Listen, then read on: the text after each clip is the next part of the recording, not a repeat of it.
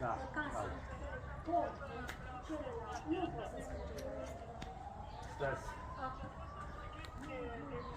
Stați liniștită, că acum am luat tot ce-mi trebuie, dar o să ajung.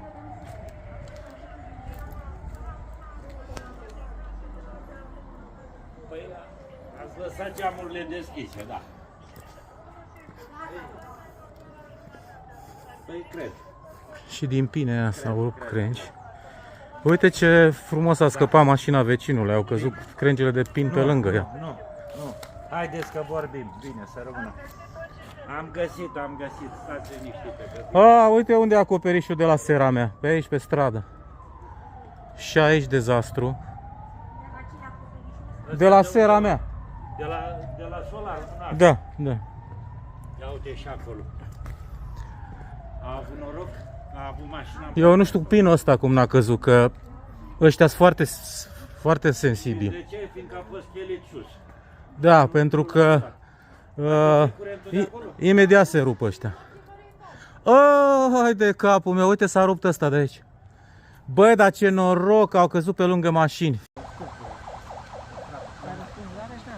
Nu l-am sunat. Hai că-l sun acum, uite pe ăla. Sunt niște fenomene de, uite așa te zboară. Nu e problemă, ce contează. Da, deci acolo am filmat, am trimis la ăștia.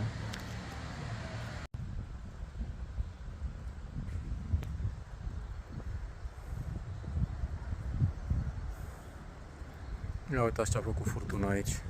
10 minute de furtună a făcut prăpăd.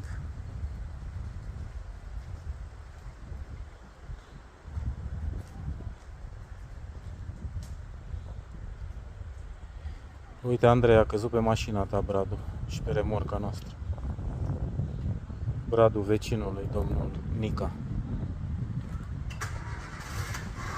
Uite.